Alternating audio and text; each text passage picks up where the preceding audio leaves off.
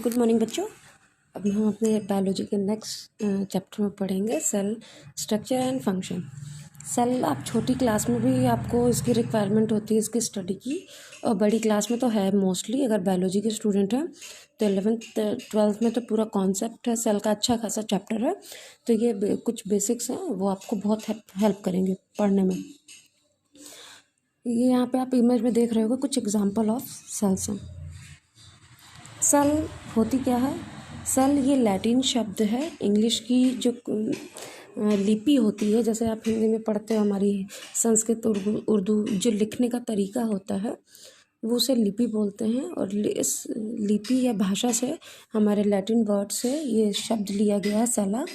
सेला जिसका मतलब ही होता है स्मॉल कमरे लाइक या स्पेस, जिसको हम क्या कहते हैं, सेल स्ट्रक्चर या फंक्शन। तो cell is a functional unit of life.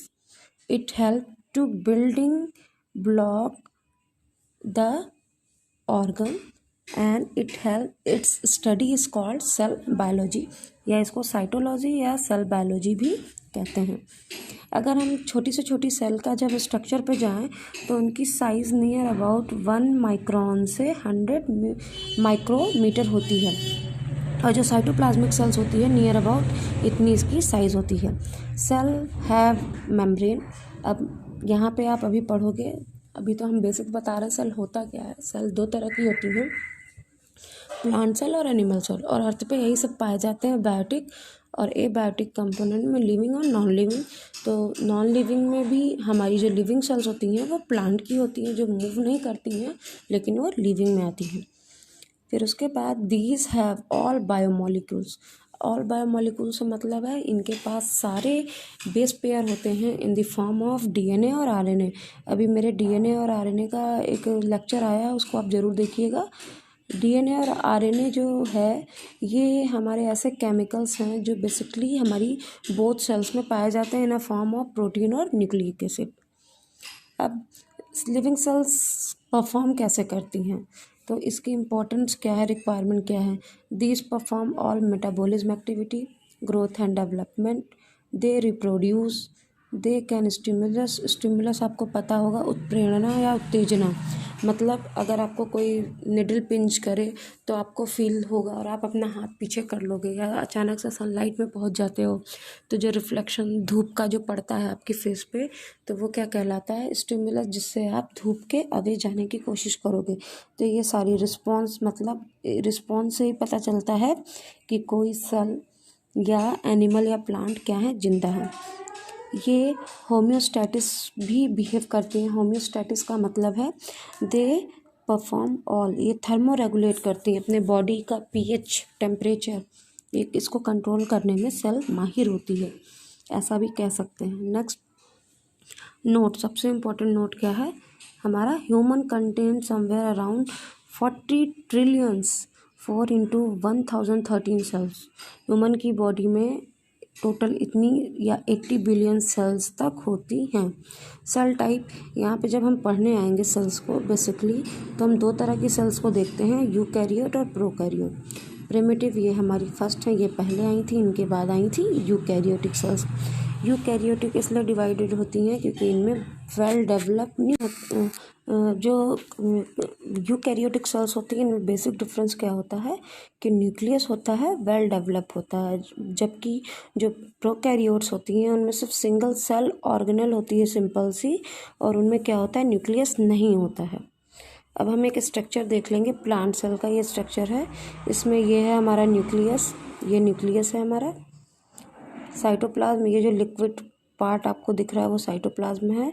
ये एंडोप्लाज्मिक रेटिकुलम है, ये राइबोसोम्स हैं, गोल्जी बॉडी है। इन सब का अपना सबका फंक्शन होता है। माइटोकॉन्ड्रिया जो एटीपी बनाती है, ये आपकी जो आउटर वॉल मोटी सी दिख रही है सेल मेम्ब्रेन है, इसी का फ़र्क होता है प्लांट और एनिमल में। और यूकैरियोट्स में ये न्यूक्लियस अनडेवलप होता है और ये वॉल मेम्ब्रेन पूरी नहीं होती है। अभी तो ये सेल का ओवरव्यू है, इसका स्क्रीनशॉट लेके आप इमेज को ड्रॉ कर सकते हैं। और ये सारे ऑर्गेनल जो आपको दिख रहे हैं ये इस पूरी एक सेल को कंप्लीट करते हैं, और इन्हीं की हेल्प से हमारी सेल ये सारे वर्क परफॉर्म करती है, metabolism, growth, reproduction, respiration, thinking, stimulus etcetera, जो किससे परफॉर्म करते हैं उस इन सारी ऑर्गेनल की हेल्प से। अब आ जाए सेल की डिस्कवरी हुई कहाँ से। रॉबर्ट हुक 1663 में इन्होंने ये माइक्रोस्कोप, इनका हैंडमेड है, इन्होंने अपने हाथ से बनाया था। He observe slice of cork cell. उनके पास वो क्या करते थे, वो एक होम्योपैथ की डिस्पेंसरी पे बैठा करते थे। तो उन्होंने एक दिन क्या देखा, जो कांच की बॉटल्स होती हैं उनको कवर करने के लिए पहले कैप नहीं होते थे, अभी भी कहीं कहीं शॉप पे आपको मिलेगा, तो उसमें क्या लगाते थे, वुड का इस तरीके का पीस रहता था जो बॉटल में आपके पेस्ट कर दिया जाता था, और जिससे एयर टाइट हो जाए, उससे एयर पास ना हो। तो आपको ये क्लियरली दिख रहा होगा, दिस इज कॉर्क सेल। तो उन्होंने सबसे पहले एक लेंस से, मैग्नीफाइंग लेंस से कांच के टुकड़े से जब देखा तो उनको इस तरह की कुछ स्ट्रक्चर दिखी। तो यहाँ पर हमारी फर्स्ट डिस्कवरी हुई सेल की, जो ये केज लाइक थी, जिसकी नेमिंग की Hooke is responsible for naming the cells. Discovery तो रॉबर्ट हुक ने की थी, लेकिन इसकी नेमिंग के लिए हुक नेम के साइंटिस्ट थे, उन्होंने इसको नाम दिया। सेल मतलब सेला मतलब केज, ये तो एक कमरे की तरह दिखाई दे रहा है, because look like a small room. After that, इस डिस्कवरी के बाद सबसे पहले ये डिस्कवरी हुई अनियन सेल की। ये क्या है, अनियन सेल। अनियन सेल भी आपको ये दिख रहा होगा, ये केज की तरह होता है। ये एक केज है, यहाँ पे ये हमारा न्यूक्लियस है, ये न्यूक्लियोइड है, और ये साइटोप्लाज्म। तो इस तरीके से हमारी सेल की डिस्कवरी हुई। उसके बाद 1665 में रॉबर्ट हुक के साथ कुछ साइंटिस्ट थे जिन्होंने इस कॉर्क की सेल्स को वेल डेवलप मेंशन करने में मदद की, जिसमें सबसे पहला नाम आता है Zacharias Janssen Hans, Robert Hooke, Matthias Schleiden, Theodor Schwann and Robert Brown. ये क्या थे हमारे, इन्होंने सेल की डिस्कवरी की।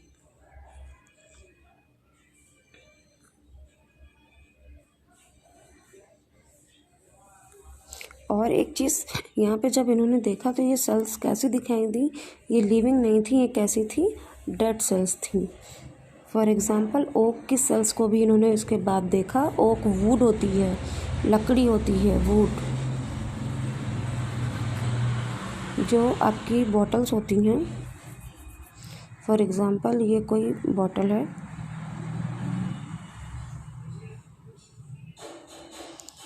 इस पे इस तरह का जो केज होता था, ये हमारा कहलाता है कॉर्क। यहाँ से इन्होंने इस, क्योंकि पहले ओक की ट्री के प्लांट के वुड का ये बहुत बनता था और ये होता था, इसलिए यहाँ पर इसका नाम डेड सेल्स भी रखा गया। अब हम सब एग्जांपल देखेंगे सेल्स के। तो सम एग्जांपल में क्या है, ब्लड सेल्स हैं, ब्रेन सेल्स हैं। ब्लड सेल हमारी कैसी होती है, स्फेरिकल होती है। ये अमीबा सिंगल सेल है। आप माइक्रो ऑर्गेनिज्म में पढ़ाई होगा छोटी क्लास में, पैरामीशियम, अमीबा, यूग्लिना। तो ये हमारी कुछ कॉमन सेल्स हैं, और एग्जांपल देख लेते हैं। अमीबा प्रोटियस का ये एग्जांपल है जो वाटर में पाया जाता है। प्लांट स्टेम है, ये प्लांट के स्टेम की ट्रांसवर्स सेक्शन है। ये बैक्टीरिया है। ये नर्व सेल हमारी, ये एक न्यूरॉन इस तरीके से दिखती है अगर हम उसका ट्रांसवर्स सेक्शन देखना चाहें। और रियल में हमारी ब्लड ऐसी होती है, जिसको आरबीसी या रेड ब्लड कार्पसेल्स भी बोलते हैं। अब इनके कुछ स्पेसिफिक फंक्शन हैं, जैसे रेड ब्लड सेल्स का क्या काम होता है, कैरी ऑक्सीजन टू बॉडी। अगर ये सेल्स ना हो तो क्या होगा, हमारी बॉडी को ऑक्सीजन नहीं मिलेगा। मसल्स हेल्प टू मूवमेंट, हमारी बॉडी पे आउटर बेस सपोर्ट बनाते हैं, बोन को प्रोटेक्टिंग लेयर देते हैं, और ये मूवमेंट में हेल्प करते हैं। नर्व सेल्स अभी आपने सुना था, stimulus, conduction, digestion etcetera, command over the body, command का काम करता है ये नर्व सेल्स, और ये क्या करता है, पूरी बॉडी को कंट्रोल करता है। उसके बाद बेसिक फंक्शन में जैसे हम रिस्पायरेशन, एक्सक्रीशन और ड्रिंकिंग करते हैं, उसी तरह प्लांट भी क्या करते हैं, वाटर और फूड को खाते हैं with the help of xylem और फ्लोएम। अब फर्स्ट सेल हमारी देखने में कैसी थी, फर्स्ट सेल हमारी इस तरीके से देखने में थी।